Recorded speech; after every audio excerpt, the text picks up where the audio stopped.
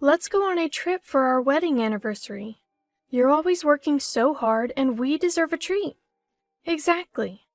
For our first wedding anniversary, I went all out and booked a room at a luxury hotel frequented by celebrities. I did this solely to make my husband happy, but it turned out to be the catalyst for everything that followed. Rewind to a year ago. I, Chloe, was 28, and my husband Logan was 26. We got married without dating, what you might call a 0-day marriage. We met on a dating app, which I joined on a whim after having a few drinks. I was initially against dating apps.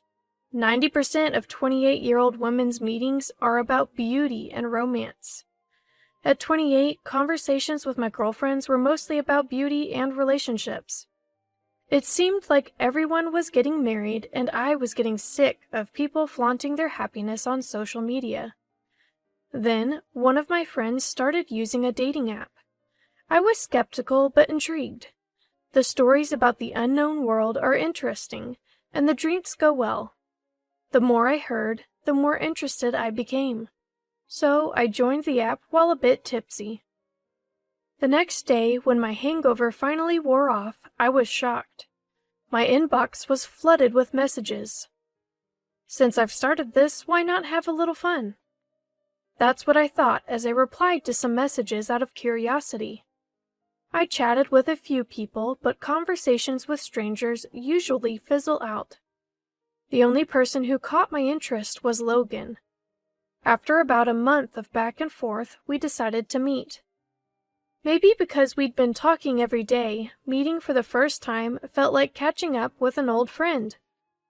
On the first day we met, Logan said, "Let's date with the intention of getting married." I had a feeling it would come to this. Of course, I had my doubts, but I went with it. Since we were considering marriage, we quickly arranged a family meeting. Looking back, I was definitely caught up in the moment. My parents were shocked, but they were happy about their usually unromantic daughter's sudden announcement. Then came the family meeting at Logan's house. In hindsight, I should have sensed something was off. "Mom, I brought home my future wife," Logan announced, clearly excited. I felt a bit embarrassed, but Logan's mom, Grace, and his sister, Lily, came out with the same level of enthusiasm. When I greeted them, "Nice to meet you," Grace said, "Absolutely. Nice to meet you too. Let's drop the formalities. We're becoming family after all." I felt happy, thinking what a wonderful family they were. The tension quickly melted away, and it felt like we'd known each other for years. Just when I thought it was time to leave, Lily asked, "So, how much do you make a year? We're family now, no secrets, right?" I was a bit taken aback by the sudden intrusive question. Logan jumped in, "I've just changed jobs, so I'm making an entry-level salary. But she's been a nurse for 8 years, so she makes twice as much as me." It was true, give or take. I didn't want to get into details, so I just laughed it off. Grace then said, "Wow, you're rich. What a fortunate marriage," and patted Logan's shoulder. He seemed proud for some reason. I felt a bit uneasy, but didn't think too much of it at the time. Logan's dad had passed away 5 years ago. They were living off Lily's part-time cleaning job and Grace's pension. Apparently, Logan was also contributing from his modest salary. Grace then asked, "So, where will you live? In an apartment?" I replied, "Actually, I bought a condo last year thinking I might not get married, so we're planning to live there." Lily responded, "You own a condo? Must be nice being rich. Good thing you're getting married. You should thank Logan." I quickly said, "No, I financed it fully. The mortgage isn't much different from rent. I'm just as surprised as you are about this sudden happy development." Grace then said, "We'll be counting on you from now on. We might need your help with a few things. Let's all share as a family." The word share made me feel a bit uneasy, but since it was our first meeting, I didn't press the issue. "Thank you. I look forward to your guidance if there's anything I need to improve." With that, I left for the day. Neither of us likes to be the center of attention, so we skipped a wedding ceremony and just filed the marriage paperwork. Given my job, I rarely wear a ring, so a cheap one was fine. Of course, there was no engagement ring. The proposal wasn't what I dreamed of, but I accepted that this is how it goes. After getting married, we both continued to work hard. I was in charge of the finances. I started saving bit by bit, creating a small cushion for our lives. However, an incident occurred after 6 months of marriage. I noticed that $2,000 had been withdrawn from our account a few days earlier. The only person who could have done it was Logan. I confronted him that night. "Did you know $2,000 was taken from our bank account? If you didn't, we need to contact the bank." Logan looked startled for a moment, but quickly became defiant. "I lent it to my mom because she said she needed it. It's just a loan, what's the big deal? It's my money too." I was furious and shot back. "Why would you do that without telling me? We could have discussed it. Yes, it's your money, but it's also mine. When will it be paid back?" Logan retorted, "Who cares? She's family. She won't run away. You're really annoying about money." Logan always gets cocky when we argue. Frankly, it's exhausting. But I had a suspicion.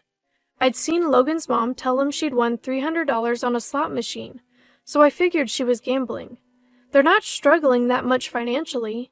They own their home, and there's a pension and Lily's part-time income. They're not concerned about appearances, so they usually wear the same clothes, and eat instant food because they don't like cooking. But the $2,000 incident changed something in me. Until then, all our savings were joint, but I contribute more. From then on, I decided to save the extra money separately. Still, I thought Logan was fine as long as the in-law situation didn't come up. He was working, after all. Then came our first wedding anniversary. We're usually far from extravagant, but I thought we could splurge a bit for our anniversary. I was excited to announce a surprise trip when I got home, but Lily was there. She's been coming over frequently lately, eating dinner and leaving. I was starting to feel stressed about coming home to find Lily there after a long day of work.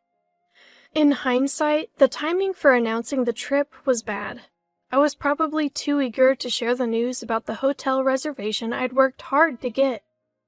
Logan's eyes lit up when he heard about the trip, but the person who reacted even more was Lily. "What? Is it that hotel they show on TV? That's not fair. How did you manage to book a luxury hotel?" I confidently said, "So, we've never been on a trip just the two of us, so we decided to splurge this time." I was glued to the computer on the day the bookings opened. "The slots fill up in an instant, so it was nerve-wracking," I shared. My sister-in-law retorted, "Wow, how unfair of you. Just because you're a nurse and can go on trips any time doesn't mean you should. My mom and I struggle to make ends meet. We should be the ones going on this trip. Consider it an act of filial piety and give it to us." I had forgotten, but my sister-in-law loves to travel even though she claims to be broke. She has the time because she works part-time and takes local trains to go anywhere. Even worse, she's a habitual fare dodger, getting off at unmanned stations. She shamelessly brags about it. I honestly don't want anything to do with someone who acts like this. There's no way I'm giving up our trip to her. I firmly refused. "Absolutely not. We've been saving up for this trip. Logan works hard. We haven't even had a wedding ceremony, let alone a honeymoon, so we're splurging this time." Sister-in-law, looking displeased, said to Logan, "You married an awful wife who can't even appreciate her in-laws. This is what happens when someone in the family marries a weirdo. You should divorce her, just like I did." Logan looked down and said nothing. That made me even angrier. Sister-in-law, feeling uncomfortable, muttered, "Such an arrogant daughter-in-law," and left. Logan looked puzzled as he watched her leave. The excitement for the trip was ruined. We went to bed that night in an awkward silence. I usually feel better after sleeping on it, and I had no intention of dwelling on yesterday's tension. But then something unexpected happened. The next day, Logan said something unbelievable when I got home from work. I want to go on the trip with my mom and sister, just the four of us. I couldn't comprehend what he was saying. I was, of course, against it. I had noticed Logan's phone buzzing with texts late into the night. I'm sure sister-in-law and my mother-in-law had been filling his head with nonsense. Logan said, "I never thought you'd be so heartless. Marriage is about families coming together, not just individuals. If you're going to be like that, then you don't have to go. Am I wrong?" He's completely wrong. I get the family connection, but that's not the point. He must have been manipulated by his family since last night. We couldn't agree, and the conversation went nowhere. I was saddened that a trip meant to bring joy had led to this. The next day, with an awkward atmosphere, I came home to find mother-in-law and sister-in-law there. Mother-in-law said with a smug look, "Oh, welcome back. We've settled the trip issue. Stop fighting. The trip will be for me, my daughter, and my son." I was too shocked to speak. I asked Logan, "This makes no sense. What happened? Explain." Though I doubt any explanation will satisfy me. Logan said, "It's just as my mom said. I told her about our recent issues and she came up with a solution. I'm going, you're staying. That's it." I finally lost my temper. What? That's not a solution at all. Why are you guys even going on a trip? Are you all out of your minds? 3 of you and not one sensible thought among you? Logan explodes with anger. "Watch your mouth. Your job is to work and bring money home. That's your only purpose in life. You're just a leftover nurse. That's why we got married. Just work and stop complaining." Yes, that's right. Logan shows his true colors as a psychologically abusive husband. He hurls insults like you'd see in a drama. I start to feel foolish for all the effort I've put in for Logan so far. My sister-in-law, who has been watching all this, says, "Well, whatever, we're going on that trip. Fighting won't solve anything. We're leaving, so make up already." I can't take it anymore. I can't stand how he's dependent on his mother and sister. I want to cherish those who cherish me, but I don't need to cherish Logan or his family anymore. My feelings have cooled off so much, it's like I've been dreaming this whole time. I don't want to go on a trip with someone I dislike so much. If your family is so important to you, I want a divorce. There's no point in being together anymore. Let's divorce just like Lily suggested. I can't think of any other way, I say. Fine. Let's talk about it seriously after the trip. For now, the trip is the priority. This is getting nowhere. I don't want to go on this trip anymore. I decide to give in and let his family have their way. When I tell Logan, he says, "I knew you'd understand. That's why you're my wife. I'll buy you a souvenir. You probably want some time alone, too. Just relax." Logan is excitedly calling his mother-in-law. His joyful laughter irks me.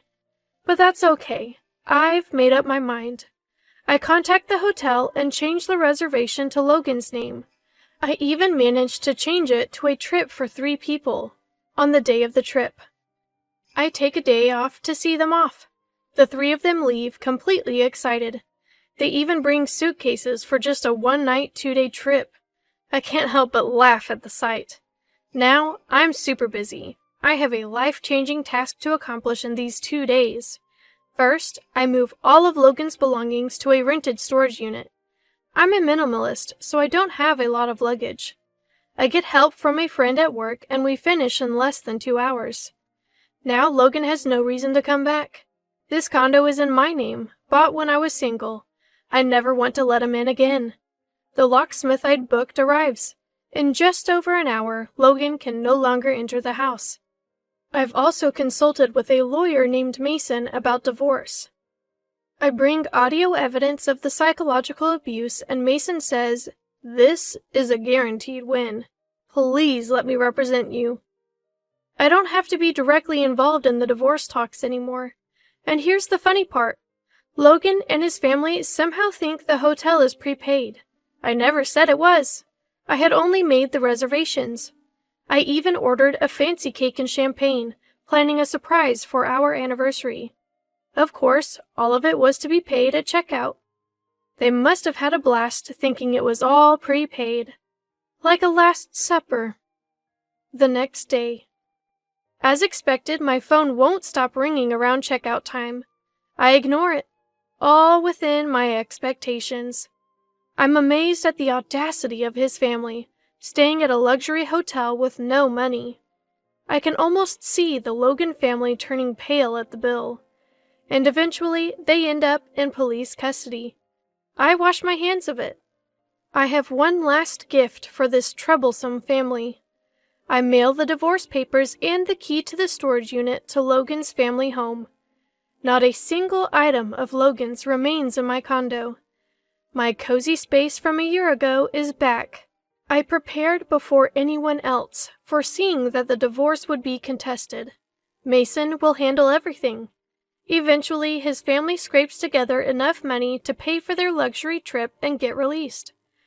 They were already poor, and this just made it worse.